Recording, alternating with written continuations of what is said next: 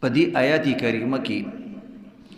محرمات بیانېږي. محرمات ویل کېږي هغه ښځې چې هغې سره د انسان نکاح حرام وي. کم کم ښځو سره د چا نکاحونه حرام وي هغه رشتې درته بیانېږي. دا اهم مسله ده د حرام او د حلال. نو الله رب العزت دا غي بیان کوي حرمت علیکم، حرمت حرام شوی دی علیکم تاسو باندې امهاتکم میندستاسو، موریان استاسو، ماگان استاسو حرام کی گئی ہے تم لوگوں پر اے امت محمدیہ، امہاتکم تمہاری مائیں تاسو باندې حرام دي. د میندو نه عزتمندو نه مراد مورګانیم دي او د مور مورم ده او دغه رنګې د مور نیا دام ته مراد ده. څومره چې برزي د مور د طرف نه چې ستا کومه مور وي نو هغه ټول په دې کې داخل دي. او دا شان چې کوم دی د پلار د طرف نه چې کومې د سړي مور وي او د انسان خپل مور ده او د پلار مور ده، د مور مور ده، د مور نیای ده، د پلار نیای ده، دا ټول امهات کې راځي. ویل کېږي اصل. نو دا ستا اصل دی، ته د دغې نه پیدا یې. څومره چې به راځي که غوره نه یې او که ډره نه یې او که ورپسې پره نه یې. زمونږ د پښتنو له عجیبه نوم کې اوس ډر پر داسې نوم او اردو کې هم داسې دي پرناني. مخکې سي بیا تاسو څنګه اردو والا ناست یار یو نوم ټکی دی بل ټکی هم د باندې قرض پاتې. امهاتکم میندې ستاسو، د میندو میندې او د میندو میندې، اردو کې ورته میندې وایي، موریانې آسانه. وبناتکم او لوریان استاسو، لون استاسو، بیٹیاں تمہاری. بیٹیا کی عزت مندو هم څنګه چې ستا لور ده او ستا د لور چې کومه لور ده هغه هم پکې داخل دي. دې ته نواسیه وایي، اردو کې ورته نواسی وایي. زموږ پښتو کې دواړو ته نوسی وایي او اردو کې د دې فرق دی. دا زبردست خبر ده. د لور د طرف نه چې کوم ستا خپل لور د هغې ته بیټي وایي او بیا چې د هغې لوري نو هغه ستا نواسي. او دغه رنګ عزتمندو د زوی د طرف نه چې اردو کې ورته بیا لور ته خو لور وایي، خو د لور زوی ته خو زوی وایي، خو د زوی لور ته بیا پوتی وایي او بیا د هغې لور ته پړ پوتی وایي. زمونږ پښتو کې دواړو ته نوسی وایي. نو فرق پکار دی که نه، ځکه اوس کومه نوسی ده راغله، د زوی د طرف نه او که د لور د طرف نه. که پښتنو ته د دې څه فرق معلوم وي نو ما ته دې وایي، ځکه دا ما ته هم پته نشته. چاته څه پته شته؟ د لور طرف نه نوسی ته بس وي، د زوی طرف نه نوسی سوی. دا ټول زمونږ کمزوریانې دي سره زما. موږ له پوره ژبه هم نه راځي، نه اردو پوره راځي، نه پښتو پوره راځي. خو بهرحال په مقصد خو پوه شي. وبناتکم او لوڼه ستاسې، که هغه د زوی د طرف نه وي او که د لور د طرف نه وي، که نږدې وي او که لرې وي، به داسې معنا بیا کې. واخواتکم او دغه شان ستاسو خویندې. بیا عزتمندو دی لور کې او زوی کې یو مسله بل یاد لرل پکار دي. یو هغه لور او زوی وي چې سړي ساتلي وي، لور او زوی ورته وایي، متبنا هغې ته وایي چې تا ځان سره اډاپټ ورته وایي انګلیش کې. اډاپټ شده لور او اډاپټ شده زوی چا دله اتیه هبه درکړی دی. اذان مسله د غسل پکار دي، دي غسل پکار اذان او دلته صرف رشتې بیانو چې دې سره نکاح آیا دې سره جایز ده کنه؟ نو دې سره نکاح جایز ده. دا اوستا لور نه ده، دا اوستا زوی نه دی، دا خو پردی دی. ها تا ورته مو بولا ویلی دی او عربی کې ورته متبنا وایي. هغې ته اصلي ته ابن وایي او دې ته متبنا، یعنی جوړ کړی شوی زوی. نو دې وجې نه چونکې هغه ستا زوی نه دی نو که دې نورو رشتو کې نه راځي. بعض وخت یو ښځې وراره اخیستی نو وراره درته مخکې بیانېږي چې وراره سره نکاح نه کېږي، خو مثلا پردي خلکو نه دی اخیستی، تر زوی دی ماما زوی دی یا بالکل اجانب دی غیر دی او هغه یو ښځې ځان سره غټ کړی دی نو که الګ دی د ښځې نکاح ورسره نه کېږي او که جینۍ ده نو د دې سړي نکاح ورسره نه کېږي او کېږي ورسره د دواړو نکاح ورسره کېږي ځکه دا د دوی اصلي زوی نه دی پردی دی دې وجې نه نبي علیه الصلاة والسلام زید ته زوی ویلو نو بیا الله رب العزت قرآن پاک کې پې منع راغله ادعو لآبائهم اس کی نسبت اپنے آبا و اجداد کی طرف کیا کریں خپل آبا و اجداد ته کوه ځکه بعض وخت کې عوام داسې چلو شي چې د مو بوله نه حقیقي جوړ کړي زمونږ خلک دا دي چې کله ناکله د سره نفرت کوي نو هغه خپل رور پردی کړي او کله چې د باندې مین شي نو هغه پردی زوی داسې خپل کړي چې هو به هوی داسې ګڼي لکه خپل زوی شفقت تا ته الله نه دی منې کړی شفقت پې د خپل زوی نه هم زیات کولی شي هېڅ خبره ده مال ورپسې ولیکه جایداد ورپسې ولیکه چې څه وله ورکې ورکه خو عزتمندو د حرام او د حلالو په نسبت کې به د شریعت خیال ساتي چې دې سره د دې ښځې نکاح جایز ده که دا کوم زوی دی غټ کړی دی جایز ده ځکه د دې خو نه دی که نه که څوک یې ورسره نه کوي نه دی کوي خو نکاح خو سره جایز ده ځکه دا زوی نه دی پردی دی صرف مخالطت سره او اشنایي سره یا شفقت د وجې نه خو څوک خپلېږي نه که نه پښتانه وایي پردی ابۍ راوړې خپلېږي نه نو دا صحیح خبره ده که نو د دې وجې نه عزتمندو داسې نه دي کول دې وجې نبي علیه الصلاة والسلام ته به حکم وشو چې د زید طلاق شده ښځې سره نکاح وکړه چې دا رسم ختم شي اوس که خپل زوی وی نو دا خو بیا د هغې د نبي علیه السلام انګور راتله انګور سره نکاح نه کېږي خو چونکې هغه د نبي اسلام زوی نو او خلکو به ورته ویله زید ابن محمد نو بیا چې ډېر غلو وشي بالکل د نبي اسلام زوی به ورته ویلو اوس هم که د خیري زموږ خلک ټول شناختي کارت کې مارڅه بدل کړي NIC کې نوم بدل کړي نو عزتمندو دې سره ډېر لانجې جوړې شي که نه څنګه لانجې جوړېږي پردی زوی ته ځان پسې ولیکلو نو دلته خو قانون دی چې کله ته مړ شي او ستا دوه زامن دي او درېیم دی دا اډاپټ دی نو قانون هغه ته پوره حصه ورکوي دا زوی دی وشته NIC کې وایي زوی لیکلی دی او هغه چې بیا ته هغه څه کیسونه کوي چې دا زما پلار اصلي نه دی نو دا پوره قصه شي که نه دویم نقصان د هغه ماشوم وشي د ماشوم څه وشي ماشوم چې د چا زوی دی نو هغوی خو خپل NIC کې نه لیکلي هغوی خو ویل چې بس دا په مخه دی ښه نو هغه پلار چې خپل مړ شي هغه ورونه مو له میراث نه ورکوي چې ورته دا خو ستاسو د پلار زوی دی که دوری اور تو لکه د خدای به رو ته نه وي نه نشته سرټیفیکیټ ویچ نیږه وایي هغې کې نشته دې کې نشته نو بس پرېږده مزې کوه نو غریب هلته ورته میراث میلولی شي دلته چې کوم د خپل پلار یې نه د هغوی ورونه ملو کې مړه دا خو پردی دی کار جاڼی لوار جاڼی وایي دا زموږ خو د خپل کار دی زموږ خپل کار دی نو عزتمندو دا لانجې وي شریعت احکاماتو شفقت کوه یو ماشوم دې وساتو خراس کا چې هر څه پکې خو خپل پلان نوم هغه لیکه ښه بیا نکاح چې بل ورځ تړي نو به دا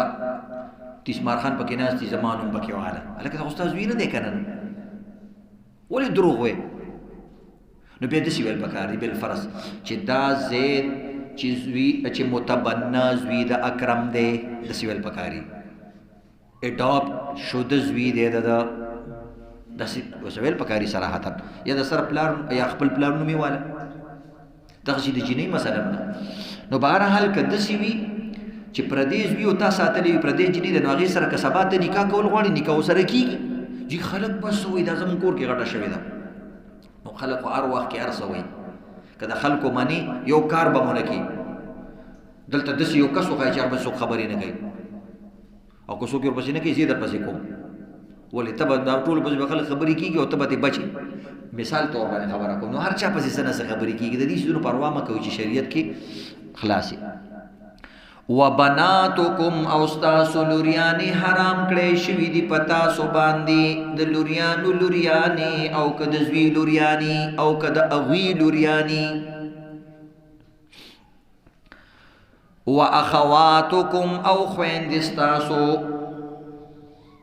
بهنې تمہاری خویندو سره نکاح حرام ده خویندې به درې قسمه خویندې وي موږ او تاسو په دوو کې شمارو خپله خور او ناسکه خور اپنی بہن ته سوتیلی بہن پیڼ صحیح شو داسې ورته وایي نو دا ورته وایي عزتمندو دا درې قسمه خویندې دي سوتیلی په دوه قسمه یو هغه خور ده چې هغې ته اعیاني خور وي یا سلبي یا حقیقي مثلا د یو مور پلار اولاد یو ستا هغه خور ده چې صرف پلار کې د سره شریکه ده ته د بیل مور نه او دا بله خور دی چې کوم دی د بل مور نه ده پلار دې دوه ښځې کړې وي او کله کله داسې شروع شي چې پلار یې جدا جدای مور یو وي خو یو مور یو سره واده کړی وي د هغې نه هم بچي شي وي هغه مړ شي یا طلاق ورکړي هم هغه ښځه بې بل سره واده وکړي نو دغه هم ستا پیڼ ده خو دا داسې ده صرف مور کې د سره یو ده پلار جدا جدا دی ته د بل پلار نه بل پلار نه او هغه مخکې صورت کې میندې جدا جدا وي مایې جدا جدا دي پوه شوې نو دا درې واړه قسمه خویندې چې هر یو خور دی ده که مور کې د سره شریکه ده که پلار کې شریکه ده که مور او پلار دواړو کې شریکه ده آسان الفاظ و اخواتکم او خویندې ستاسو که صرف مور زادي وي که صرف پلار زادي وي او که مور زادي او پلار زادي دواړه وي دا درې واړه خویندې حرامې دي د دې په داسې ترجمه کې نو بیا به پوره تفسیر ته پکې ضرورت نه نجتمندو دا پکې دا خبره شو وعماتکم او تروریانې ستاسو وخالاتکم او ماسیګانې ستاسو زمونږ بعضې پښتانه هم دواړو ته اوس دلته دغه وایي ترور ده جي زما ترور ده نه د دې فرق د پلار د طرف نه هغه ته بسوي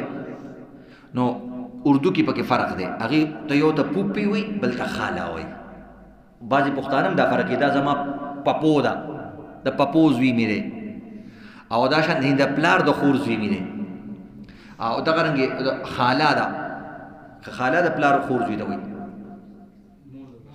مور د طرف نه صحیح شو هغې ته خاله وایي نو بهرحال بیا عزتمندو دا تروریان هم دغسې قسمه دي ستا د پلار خور ده نو ستا د پلار به یا داسې خور وي چې ستا د پلار او د هغې خور مور او پلار به یو وي یا به ستا پلار او د دغې خور مور به یو وي یا ستا د پلار او د هغې خور پلار به یو وي هغې کې هم درې قسمه خویندې راځي یا اسانه خبره د پلار حقیقي ستا حقیقي پپو یا ستا ناسکا سوتیلی پپو بس هغه هم ده نو پلار سره د کنیکشن شته یا په مور کې ده یا په پلار کې ده یا په دواړو کې ده نو بس کنیکشن یې شته دا ستا پپو ده نو دې سره نکاح حرامه ده دغسې خاله هم ده ستا د مور چې کوم ده دا خور ده نو یا به حقیقي خور وي د دواړو پلار به یو وي یا به مور یو وي یا به صرف پلار یو وي هر قسمه چې خاله یې ستا وخالاتکم وعماتکم ستاسو د پلار د طرف نه خویندې که حقیقي وي که علاتی وي که اعیاني وي دا عربي نومونه دي او که د مور د طرف نه حقیقي وي که علاتی وي که اعیاني وي درې قسمه تروریانې درې قسمه پپوګانې په تاسو حرامې دي وبنات الاخ او اغلوریانې درور وبنات الاخ او اغلوریانې درور ورېرې بتیجیاں دته بدیجی دا تا باندې حرام دي نو دې سره نکاح نه کوي او دې بتیجو کې دغه قسمونه دي حقیقي اللاتی اعیانی درې قسمه نو دا پتا باندې حرام دي وبنات الاخت او غلوریان د خوریان استاسو دي دوی بتیجیاں خورزه د خور لوریان نو دا په انسان باندې سي حرام دي او دې کوم چې کوم دي بانجیا کوم دغه طریقې سره جوړیږي و امهاتکم اللاتی ارضعنکم و امهاتکم او اغمای او اغمیان دی اغموریانی اللاتی اغا ارضعنکم چی پیس کولی دی پتا سو باندی پی درکڑی تاسو لا جس نے تمہیں دودھ پلایا ہے وہ مائیں بھی تم لوگوں پہ حرام ہے وَأَخَوَاتُكُم مِّنَ الرَّضَاعَةِ اور تمہاری بہنیں اور بائیاں تمہارے بائی تمہارے من الرضاعت جو دودھ کے سلسلے سے ہو دیتا رضائی مور اور رضائی خویندے ہوئی دا په انسان باندې حرامي دا د رضاعت اوس اهم مسله ده دې ته لږ وخت کېدی چې یو انسان باندې د پویو په واسطې سره څوک څوک حرامي دا نور رشتې اکثر خلک پیژني مور خور ورېره دا اکثر پیژني دې کې غلطېږي ځکه موږ ته ډېر او مفتیانو ته ډېر ټلیفونونه شوي دي داسې نکاحونه شوي دي نو عزتمندو دا یاد لرئ کله چې یو ښځه چاله پی ورکړي د دې باقاعده ریکارډ لیکل پکار دي چې ما پلانې ماشومې له پی ورکړه یا پلانې الک له ما پی ورکړه ځکه حدیث پاک کی راځي بخاری شریف حدیث ته یحرم من الرضاعة ما یحرم من الولادة ولادت اور نسب سے جو رشتے حرام ہو جاتے ہیں وہی رشتے رضاعت اور دودھ پلانے سے بھی حرام ہو جاتے ہیں دا د دې په شان مسله ده سیم مسله ده نو رضاعت په لیکل پکاري دا مستحب خبره ده کدي دوه درو کسان ته ویل پکاري جی ما دې پلانې ماشوم لا او بغیر ضرورت نه سره په ورکول دي پکار نن سبا په خو خو بداسیو چې د دې متبادل غذاونه به پینو نو ځا نیډو نو او فلانه د سيزونه نو اوس خو بهترین مصنوعي پي راغلي دي نو د دې وجه نه زموږ د سره پي ورکول دي په کار ځکه بنده نه رښتې شي بعض وخت د سې چروشي ستان وسه یو نو سې لته پي ورکړه مثلا نو ستاد نو سو خپل کې نکاح جایز ده ځکه خپل کې ترور زامن او ماما زامن دي هغه خو نکاح نه کزنز دي د کزنز خو نکاح کیږي خو چې کله تا یو نو سې لپی ورکړه نو دا نو سې استاد لور شو نو چې استاد لور شو نو استاد زامنو خور شو نو چې استاد زامنو خور شو نو استاد هغه نو سو بیا ورېره شو ځکه دا غي د پلار په واسطه سره د رور لور شو نو دا غي ورېره شي یا بتیجی شي یا باجی شي د لور شي یا د خور لور شي نو د دې وجې نه عزتمندو بیا دغه وصي سره د یو نوسیم نکاح نه کیږي کله هر یو بچی نه ځکه دا د دې رشتہ دار شو نو دی وجه نور سره کیږي چې کمی پیس کړی وي نو بس هغه خو د دې خپل شو د چا خور شو او د چا ورې رشوه او د چا خورزه شو نو څنګه سره نکاح کې رضاعت ته وجه نو دی کې ډېر احتیاط پکاري ځکه کله نیا مړی نیکه مړی او وروسته بیا رښتې وشي نو ډېره زیاته غټه مسله دي جوړه شي یا کله داسې چې وشي هلک ته خپله ترور لورې خوښه شوه نو بیا چې ته ورته د رضاعت دی فلانې دی ډینګرې دی نو دا خوشاټاري هلکان دي بیا چېرته سبق خوري بیا چېرته وړي او تاسو نوې مسلې راوباسئ نوې مسلې تا ته ځکه دي چې ته نه قرآن ته ناست نه حدیث ته ناست نه عالم سره ناست یم تا دپاره نوې ده نور دا ډېره زړه مسله ده په پیغمبر باندې او په قرآن کې نازله شوې خو ته ناست دي وایي دا د کوم ځای نه زما خور شوه ګوره زما هغه بل رور هغه بل سره ترور لور سره نکاح نه ده کړې نو موږ تیم بل ترور لور سره وکړه که نه خو دې سره دې نه کېږي دی پیس کړي کله نا کله دا ښځې چلول کوي عجیبه مسلې جوړېږي یو هلک د یو ترور لورې خوښه ده او پلار یې وایي چې هغه زما د دې ورور لورو کې پوپی لورو کې او مور یې وایي چې د خاله لورو کې نو بس مور پکې راودنګي وایي هغه له ما پی ورکړي دي دا پکې ځان لرېسي دا پکې دی نو دې وجې نه موږ چې لیکلو شي ګواهان وي او چې کله هغې اواز وکړو نو چې رشته نه شي نو احتیاط کول پکار دی داسې کسانو رشتې نه دي کول پکار او که رشته شوي مثلا اوس پکې بوډۍ هبۍ راپاڅېده دې له ما پی ورکړي دي ته داسې د پیو خزانې چې دا ټول کسانو دې پی ورکړي دي او کله دې ورکړي دي اوس خو د هغې بچي شوي دي نو دا اساس نالګي شان ده نو بیا به دا بوډۍ باقاعده ګواهان قایموي ځکه اوس پردې کور روانوي د خپل وسي کور روانوي خپلو کې د خلکو نه لګي پردو سره څوک څه کوي نو دې وجې نه دا بوډۍ اوس هسې شیطانه بوډۍ ده او دا چې کوم د کار د نوسو کور روانوي نو موږ ورته وایو چې چا په مخ کې دې پی ورکړي نو بس وایي چونچې چونانچې اگر مگر کوي نو پته لګي چې دا کار خراب دی او کنه ګواهان پیش کړه چې ټیک د ما نه هیر و ما مفتي سے مسله سو اورېدله چې د دې نوسۍ سره نکاح نه کي او د دې مور نه و پلار یې نو ډېر زیاتې جړل څوک نو او یا ښځه باندې د خلکو اعتماد وي نو بیا به هغه نکاح باقاعده ماتې یا که ګواهان یې پیش کړه دوه سړي یا یو سړی دوه ښځه چې د دې په مخ کې مې پی ورکړي بس کیسې خرابه ده که بچي شوي هم دا به بېلې ځکه دا خور سره یا ورېرې سره یا خورزي سره نکاح کړې ده ګوره ډېر احتیاط پکار دی ځکه مرتل دا آیاتونه ډېر اهم دي. و امهاتکم اللاتی یرضانکم او هغه موریانې چې پیس کولی وي په تاسو باندې، واخواتکم من الرضاعة او هغه خویندې چې د رضاعت د وجې نه ستاسو خویندې وي. کم ماشوم چې د چا پی اوس کی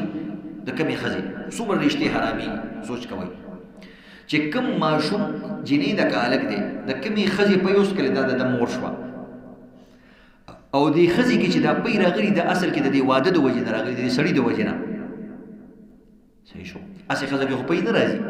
نو د دې وجې نه د دې ښځې دا خاوند د دې ماشوم یا د دې ماشومې پلار شو. نو چې دی پلار شو نو د دې سړي رونه د دې څه شو چاچا ترونې شو.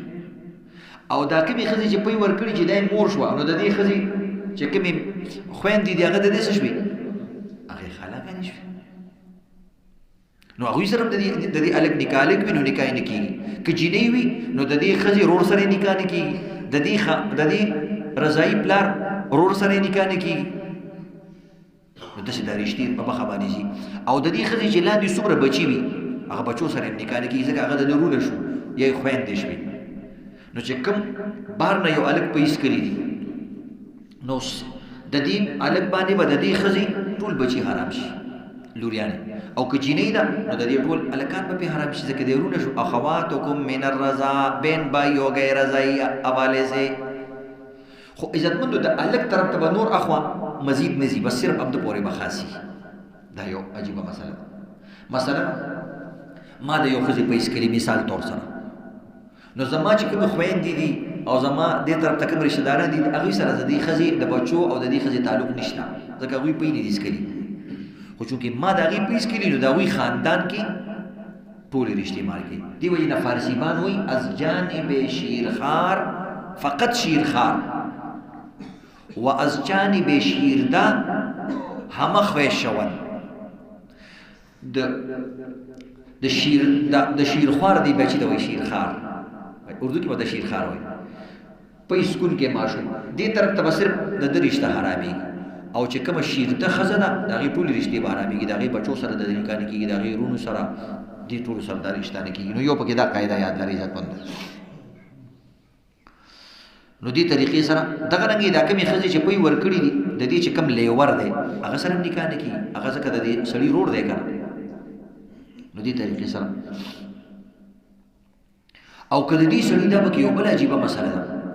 چې د کمې ښځې تا پی وسکل او د دې ښځه بله بنه ده بنه د هغې ښځې بچو سره هم نکاح نه کېږي ځکه اصل کې د دې ښځې خاوند ستا پلار شو. نو چې د پلار شو نو د دوست چې د کمې ښځې نه بچي وي هغې سره ستا نکاح نه کېږي ځکه دا پی د دې خاوند د وجې نه راغلي او د خاوند بله ښځه هم شته. نو دې وجې نه که یو ماشومې د یو ښځې پی وسکل او د دې ښځې بله بنه ده صحیح شو نو هغې سره د دې ماشوم د دې جینۍ یا د دې هلک نکاح نه کېږي ځکه دا په دې بلې واسطې سره بیا د دې رور جوړېږي د پلار د طرف نه. نو د دې مسلو خیال ساتل پکار دي. دغه رنګ عزتمندو اوس نو پردې هلک او پردې جینۍ ده. مثلا د یو ښځې پی وسکلی هلک هم پردی دی پی وله ورکړو او جینۍ پردی ده او دې ښځې وله پی ورکړو ځان یې دوکانداره جوړه کړې ده او بس ټولو باندې پی تقسیموي. نو داسې نه دي کول پکار چې دواړو له پی ورکړو نو دا پردي ماشوم او ماشومه دا هم خپلو کې ورونه خویندې شوې.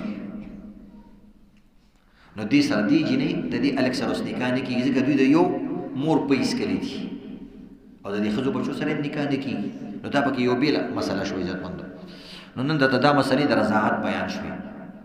و امهاتکم اللاتی ارضانکم اور وہ مائیں او اغمیاندی موریانی اللاتی وہ